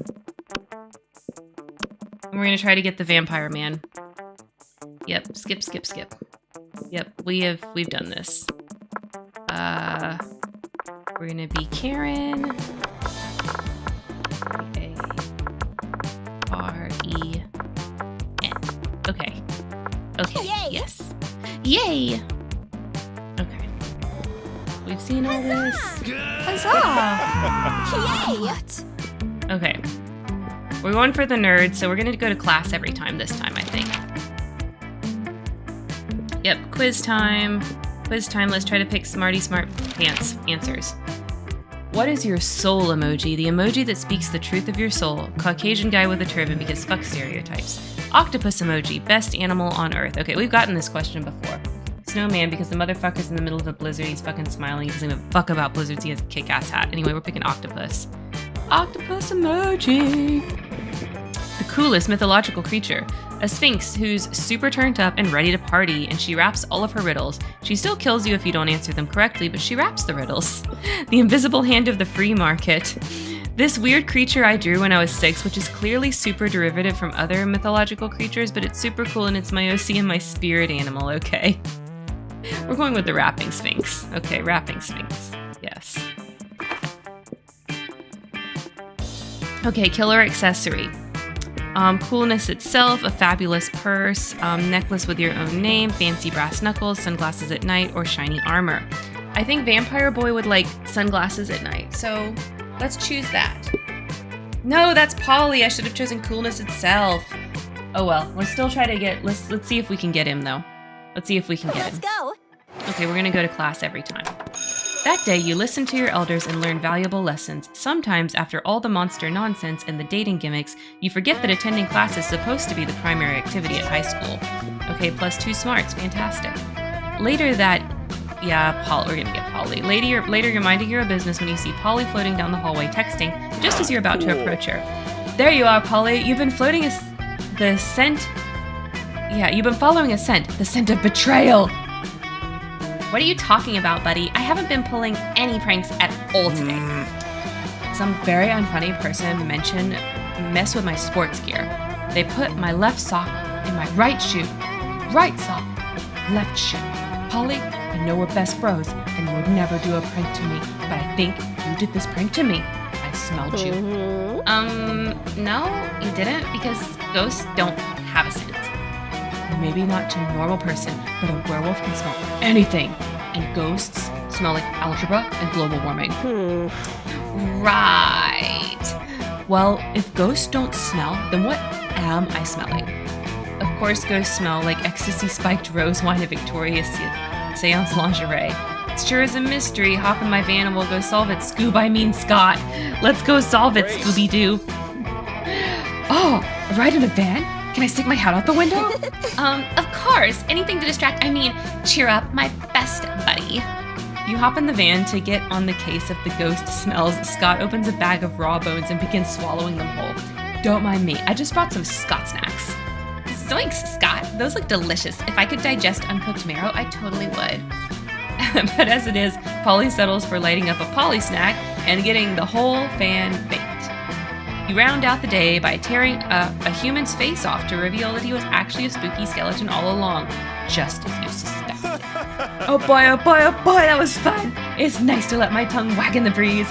Can we go on another car ride soon, huh? Can we? Classic. Sure, bud. Anytime a prank goes, anytime you want. The distraction worked like a charm, and you even got away with it thanks to the lack of meddling kids. +2 fun and +1 boldest. Okay. Well, we're gonna sit with our vampire boy and try to court him. I chose the wrong thing to get at my opening scene with him. Here we go. When you arrive at their table, you find Polly and Liam aren't eating, and they're just taking pictures of their food. Oh, I think we've seen this one. Welcome to the don't need to eat, so we just take dope food pic zone, baby. We believe that food, like heavy construction machinery, should be seen and not tasted. Yeah, have you ever tasted heavy construction machinery? Have you? I don't know, maybe. My weekends are usually kind of a blur, like last Saturday. There will be plenty of time to chronicle your sexploits later, Polly. Right now, we need to focus on these food pics. While Liam and Polly are busy bantering, you are busy arranging a dope food pic of your own. And now to complete your masterpiece. But instead of food, it's just a bottle. I think this one, because we did this one before. A food pic of Liam taking food pics. I think that Liam likes this one. Yes. You level your phone at Liam just as he's about to snap a food pic, but his vampire reflexes are too quick for you. Ha! Trying to out-meta the metamaster, are you? We'll see about that. Liam levels his phone at Polly just as she's about to take a food pic. Now you're taking a food pic of a food pic of a food pic. Whoa! Are we pointing our phones at each other now? I want to play too! Suddenly, Polly's got her phone pointed at you. It's a food pic of a food pic of a food pic of a food pic of a food pic of a food pic of a food pic of a... We've done it! We've created the meta triangle, the most meta shape in existence. This is our finest hour. The world around you dissolves into green columns of numbers and letters. You've done it! You see the code. You are the one. Holy shit. The programming of the video game you're in awards you by raising your relationship points with the character known as Liam. Fantastic. It was a Matrix reference too. I love the Matrix. Let's go. Let's go! Okay, we're going to class every time. Oh, but we're shopping. Give me your We only have 5 money. Hey, last night I read this article on how money causes pocket cancer. Oh, yeah, healthy pockets. Okay, we're too poor for most of this shit.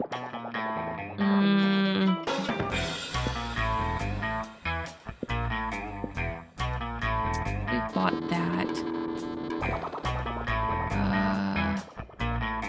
One encyclopedia.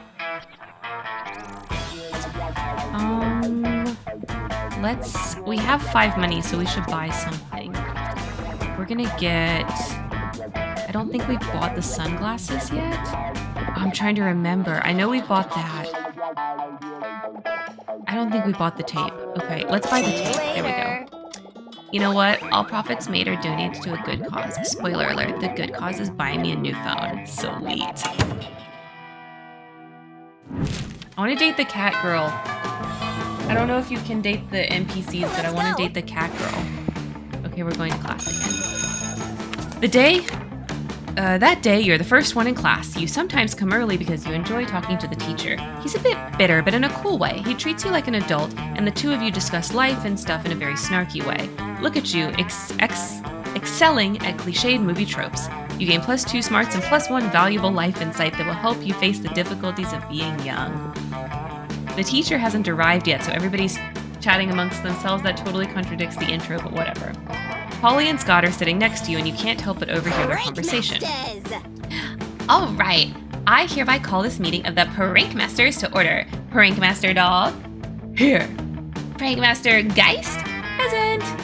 Great, okay. Our first order of business, Operation Prank the Teacher. Should we come up with a different name for the operation? Something more secret? No, Scott. That's what they're expecting. Oh, okay. Well, I think we should poop on her desk.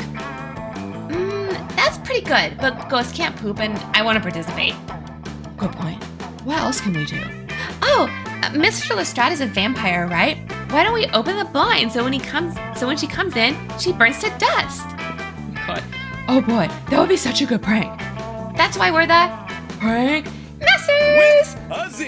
With a Z. Scott and Polly excitedly try to open the blinds, but they won't budge. Seems like Miss Lestrade anticipated this particular prank. Ugh, lame. Well, I'm temporarily out of ideas. Scott? Nothing. Anybody? Anybody. The Prankmasters are currently accepting applications. You fancy yourself a bit of a prankster, don't you? Why not treat them to one of your amazing prank ideas? Tell the teacher she's got something on her face. There's no way for her to check. Quick, become a minister and consecrate the room. She won't be able to enter. Let's do this one. This sounds fun. None of you is an ordained minister, but luckily you can do that in 10 minutes on your phone. Yes. You quickly chant some prayers and draw a bunch of crucifixes on the chalkboard, just as Miss Lestrade finally arrives. It turns out vampires can enter a consecrated room. They just burn to ash immediately afterwards. Oh God. As you wait for Crazy Martin the janitor to come clean up the mess, Polly and Scott approach you with very serious looks on their faces. Dude, that was totally awesome! You truly are one of the Prankmasters! You suddenly find yourself fending off high fives and fist bumps from all sides. It's not every day someone successfully murders a teacher. You guess, you gain +2 boldness and +1 charm. That could have gone worse. That could have gone worse. Let's go. Let's go. Okay, where is our boy? Here's our boy. You approach Liam and Vera's table to find them thoughtfully tasting several glasses of wine. This school has literally no rules, apparently. Ah, wine, the most exclusive of beverages. Even a vampire such as myself cannot resist its class and allure. Do you know a lot about wine, then? I'm having dinner with the King of France next week, and I could use some pointers. France doesn't have a king anymore. That's what the media wants you to think. So do you know about wine or not? Alas, my centuries of living, I have only learned how to look good holding wine, not how to evaluate it. All I know is that I'm not drinking another glass of that one. Vera points at a bottle with Polly's toilet wine written on an impermanent marker. What I wouldn't give for an experienced sommelier to help us judge what wine is best. You know nothing about wine, but you're pretty sure most sommeliers just make stuff up anyway. You suavely recommend, try the sangria. It pairs well with seafood and blood. The tannins in this robust Malbec are an elegant way to mask the taste of poison. Perfect for diplomatic missions. Okay, I guess this is the Vera answer. So let's go with this one. I think this is the Liam answer. Yes, okay. I guess I understand him a little bit, even though I fucked up the opening scene. You know, the pronounced sweetness and citrus flavors would go well with an unholy blood meal. I've always tried to pair Pinot Noir with blood, you know, because noir means dark, like my soul, and I always avoided sangria because the little bits of fruit in it seem unauthentic. But I suppose the clue is in the title, isn't it? This truly is a new dawn for Sanguine Cuisine. Well, not dawn per se, but let's say a new dusk. Yes, a new dusk for Sanguine Cuisine. As someone who does not literally drink blood, I'm afraid I can't share your enthusiasm, but I do like to imagine vampires getting chunks of fruit stuck between their fangs. Liam ignores her. He's too busy gazing at you over the rim of his glass. He's a little drunk, but you don't judge. Getting drunk at lunch. Getting drunk at lunch. Yeah. Let's go. Okay, class, yes. That day, the teacher is just tired of teaching, so she recurs to the classic technique of not giving a shit and putting on some kind of historical TV show for you to watch. What you don't expect is that it's super effective.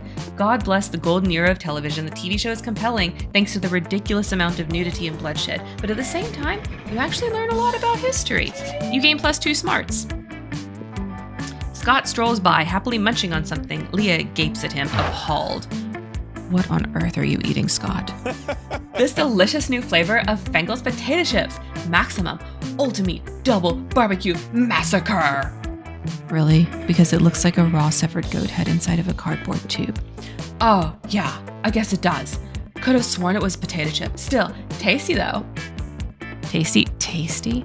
Does wanton environmental destruction sound tasty to you? I don't know. Is that a kind of jerky? No, Scott. Don't you realize that in order to harvest these goat heads, Fengels & Co. decapitates millions of innocent goats every year? But what do they do with the bodies of the goats? Nothing. It's a horrendously wasteful practice. Oh no!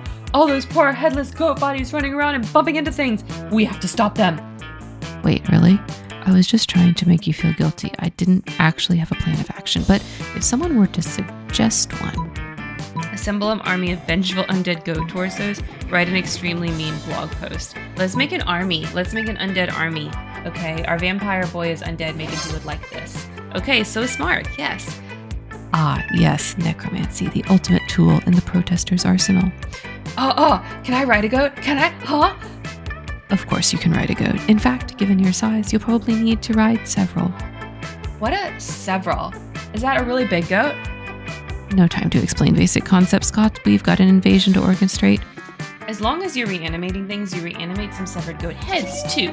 They'll eat anything, which totally helps you clean your room. +2 creativity and +1 smarts. Oh. Let's go. Okay, let's go to class. That day, you were astonished by the new stuff you learned in class. You thought high school was all about doing stupid shit with your friends and trying to find true love. Who would have thought that class could actually be useful? What a nice surprise. +1 valuable lesson and +2 smarts. Okay. You're actually reading the latest issue of Monster magazine when you are rudely interrupted. See, even Karen, a sensible monster with a good head on her shoulders and at least some smarts, is reading Monster magazine. Yeah, and that's bad because we're warriors, so we need to fight. Scott takes the magazine from you and punches it. Hooray! Let's go solve another one of the world's major problems. No, Scott. We're social justice warriors. You see, Karen, ever since our major success in the Fengels Goathead debacle, we've taken it upon ourselves to stand up against injustice. By punching magazines. No, Scott. As you no doubt noticed, Monster Magazine's sexiest monster alive this year is Count Victor von Musselbod, the werewolf prince / bodybuilder. That makes him the 5th royal werewolf bodybuilder in a row to earn the title. What about those of us with leaner physiques? What of our representation? So now we're endeavoring to get Monster Magazine to name someone from a more marginalized community as their sexiest creature alive. We just need to figure out a way to convince them, since I guess punching the magazine wasn't good enough. Psh, that's easy. All you need to do to solve everyone's body image issues forever is... if only. Make our own versions of the magazine fester with 3 brilliant chupacabras on the cover. Lean heavily into the warrior part, storm Monster Magazine, and hold the editor-in-chief captive until he promises to stop exclusively promoting one aesthetic as the pinnacle of monster sexiness. I guess this is the Scott answer? So let's do this one. Not so creative, okay. But Liam likes it anyway, let's see. What a brilliant idea. 3-winged chupacabras are definitely an underserved population. Yeah, let's make a magazine. You let your creative juices flow and craft your own version of Monster Magazine. Unfortunately, your creative juices just aren't that juicy, and so your version of Monster Magazine is basically a bunch of doodles and pictures from other magazines glued into some paper and poorly stapled. Something isn't working. Maybe it's the fact that your creation is deeply abhorrent. No, it's just that it's missing the cherry on top, a very amateurish fanfic where you meet your favorite band and they hire you as their assistant, and all of you snuggle a lot. And there's some centrifugation too. Centrification, okay. Now it's perfect. Bruh, I'm not sure about this. This thing looks not great. I think what he means to say is that your magazine is an act of terrorism against good taste. I think we should dismiss this SJW reunion so we can all go bleach our eyes and hopefully unsee this abomination. Bye! Everyone's a critic. You published your magazine, and by publishing it, you mean printing some copies for yourself and trying to steal it. Someone gives you some change thinking you're a delusional homeless person. In the end, it seems Liam isn't the only one who thinks your magazine is an act of terrorism against good taste. The police think the same and they put you in jail? I went to jail for a bad magazine? The heck? The heck? Let's go. Okay, let's do it. Lunchtime. You find Damien brandishing his usual silverware, a hammer and a chisel, while Liam looks on in horror. You can't eat that. Watch me. First of all, it's made of one seamless piece of obsidian. So it's low calorie. And second of all, it's a Lich's filigree. Part of a balanced breakfast. It's lunch. You're just jealous. No, I'm nervous. Nervous that you're going to eat that and get possessed by a lich and kill us all. Well, I'm nervous that's not going to happen. Looks like these two are at an impasse. Maybe you can solve the dispute and score some romantic cred at the same time. Damien, don't eat it. You won't have room for all of the baby seals I bought you. Liam's right, Damien. You should make him eat it. Oh no! Okay, it's gotta be this one for Liam. Yeah, okay. Baby seals, give them to me. I can already taste the cruelty. Karen, you scoundrel, how could you substitute wanton irresponsibility for animal cruelty? You quietly explain to Liam that the baby seals you're feeding to Damien aren't really baby seals. Hey, these are just seal-shaped beanie babies stuffed with tofu and pig's blood. Good thing you always keep a sack of baby seal decoys in case of killer whale attack. I applaud your craftiness and your high regard for animal life. Let's go return this filigree to Larry the Lich's crypt together. It ends up being the third most romantic night you've ever spent in a crypt. Score!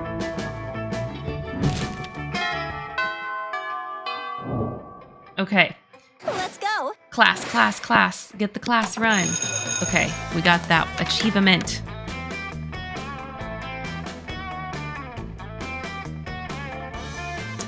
That day, your teacher delivers an amazing and creative performance that blows all your minds. It ends up being a sensation on YouTube. Your teacher gains plus 10 coolness, but who cares? He's not trying to romance your classmates, or is he? We hope not. Oh, you also gain plus 2 smarts. Hooray! Afterwards, Liam walks up to you extremely nonchalantly. It's ridiculous how little he cares about his walk. After considerable thought, I've come to the conclusion that you are not a complete poser. And seeing as I could use a partner for my tragically hip late-night excursions, consider yourself invited. Tonight, 3 a.m. I'm sure you'll have no trouble coming up with an appropriately underground destination. I mean, it's not like I don't know any cool places to go or anything. I just want to give you an opportunity to prove yourself. Liam vanishes in a cloud of mist and angst. You've got 12 hours to choose the trendiest spot nobody's ever heard of. Monstropolis, the most exclusive new nightclub, the hottest, most underground nightclub of all the Earth's core. I bet Liam can't go to the Earth's core. I just have a feeling a vampire can't go there. It's not the sun, but I just have a feeling. We're gonna go to Star. You call Liam and tell him to meet you at Asterisk. You want me to meet you where? Asterisk. You patiently explain to him that it's pronounced Asterisk. It's pronounced Asterisk. Star? Are you saying star? You gently correct his pronunciation once again. Sphincter? Is that how you pronounced it? You tell him there's no reason to be crude about it. You know what, whatever. I don't want to go to your stupid club anyway, asshole. Liam hangs up. It's a shame. Asshole was pretty close to the correct pronunciation. No, I guess I was supposed to pick the core of the earth. Ooh. Okay, let's try it. Are we gonna get rejected twice? Are we going to get rejected twice? There is an achievement for getting rejected by everybody, but there's also an achievement for dating everybody, so. Let's go. Let's go. Let's see. You finally pluck up the courage to ask your beloved to Monster Prom with you. You and me? Psh, that'd be so predictable. Don't be a fool. Also, right now I only date blue inanimate objects. Don't harass me with your narrow-minded, and please respect my sexual preferences. We got 2 failures tonight, you guys! The shame of your constant failures was so great that you secluded yourself in your room for years and officially started dating on your pillow. Waifu life forever! Old pond, a frog jumps in, the sound of water. Oh my god. Oh no! Okay. Okay. So this run. Okay, total runs.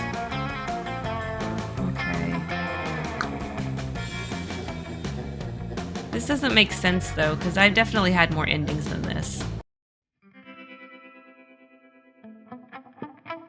Alright, those 3 weeks were maybe the most epic and absurd weeks of our lives. After the Monster Prom, we kept on living lives, falling in love, battling for friendship, and learning about who we were and who we could be. And you know what? Like it always does, life happened and it was wonderful. Liam kept doing art so hard that he eventually evaporated and became the concept of coolness itself. And he left the physical plane. The last thing Liam did was give everyone a condescending look. Thanks, Liam. Vera realized she was a character in a video game, which infuriated her. She spent her life making connections and building power because she's not part of the game. She plays the game. So be careful. Maybe she's now the one pulling your strings. Damien loved fire to the very end. Unfortunately, that wasn't a super legal affair, and he ended up in prison for arson. Fortunately, prison was flammable. For those 3 weeks, Monster Prom seemed larger than life, and then it was gone just like that. The battle for Monster Prom might have ended then, but there were plenty of battles left in the war called youth. But once again, we were young, and we were unafraid, and we were ready to start. Okay, stop before the song goes. Okay, 7 new images in the gallery. Okay, let's go to the gallery. Okay, let's see. Okay, this is our Liam rejection. So sad. So sad. We do need to get all the rejections too. What new arts do we got here? Oh, some more of these. Okay. Some Amira concepts. Fan arts. There's a lot of Damien fan arts. A lot of Damien fan arts. Oh my gosh. Someone's gonna die. Of fun! Oh my gosh.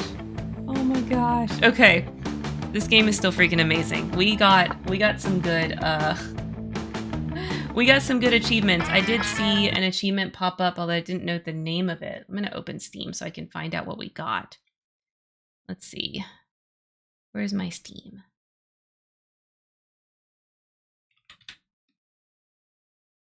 I saw another achievement come up.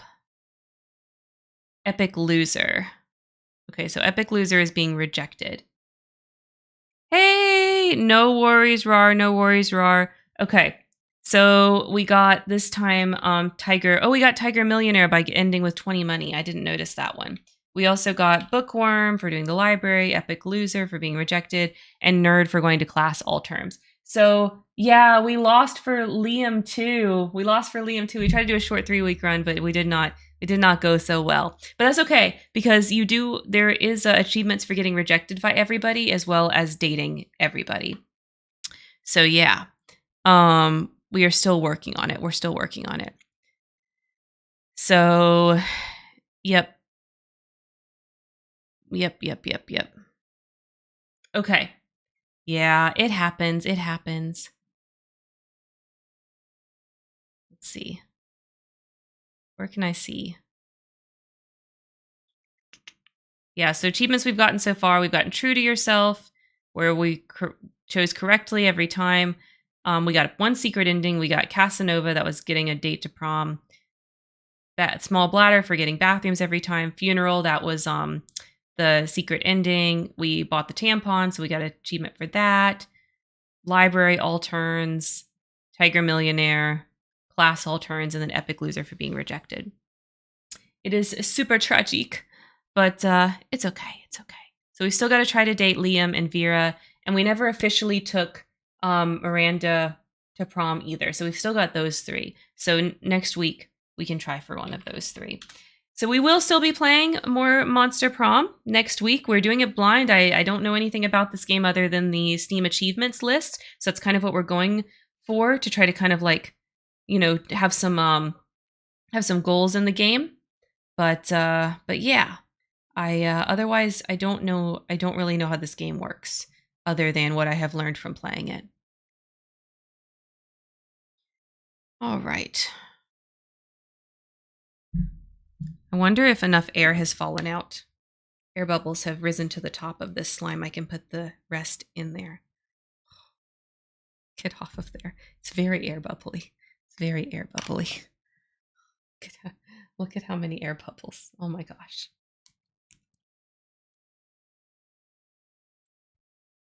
Okay. Let's try to put the little bit left in there. I don't know. I just really want all of it to fit into one container, but I don't know if it's going to.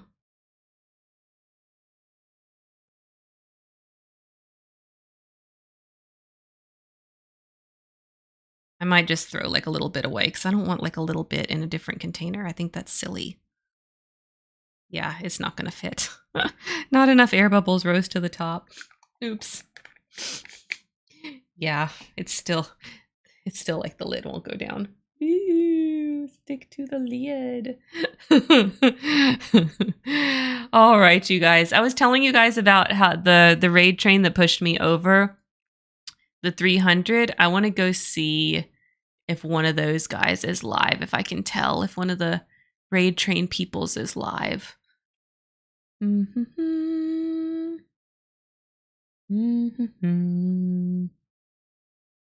Let's see. What's this person? Are they live? Oh no, they're streaming to Discord, I think. Yeah, I don't know. I don't know how to tell if one of these guys is live. They don't really have a like live channel. Let's see if anybody posted their link recently as live. Oh, someone's playing Stardew, they said. Let's see about this person. Yes. Okay. While that's loading up and we're getting through the ad, let's do our outro. All right. Thank you guys so much for joining me today. I hope you enjoyed the show at the theater. You can find me in all of these places. You can find me right here on Twitch. We stream on Thursdays, 6:30 to 8:30. This is all Eastern time. I stream by myself there. We do games with good stories and things like that, cozy games. And on Saturday, we stream Interstage Window. So that is mostly podcast style. That is also where we do community days. Basically, that's my stream with my friends. And we have a very, very, very special stream on Saturday. So Saturday, noon to 2, be there. I'm doing a shout out. Okay, we're having Moisty. Moisty actually does content creation for his day job, okay? And he's going to talk to us about it. He's going to talk to us about what it means to be a content creator and kind of how that all goes. I'm just double checking, making sure I spell his name right. If you're not following Moisty, you need to be following Moisty. He is fantastic. I was about to spell his name wrong. Let's go make sure I spell it right. I'll give y'all a link. There we go. Okay. There we go. Shout out for Moisty. Please go follow him. He's going to be coming on the stream on Saturday. It's going to be super, super fun. Also, you want to follow my Twitch if you want all the my Twitch. Well, of course you want to follow my Twitch, but you want to follow my Twitter to get all the latest updates on what's going on with my stream. That's where I'm posting like what the streams are going to be and all kinds of updates like that. If you want to make sure that you get good notifications, you want to join my Discord because I can control the notifications in there, unlike on Twitch and YouTube, which you cannot trust to always give you your notifications. So you want to do that as well. All right, you guys, let's go ahead and do a raid. We're going to raid the Bulba Boy. He is streaming Stardew. This is a new friend. They're part of that raid train. So we're gonna go raid them. And I know that we're gonna love them because they clearly like Pokemon. All right. Thank you guys so much for watching. And as always, of course, don't forget to make it a great day.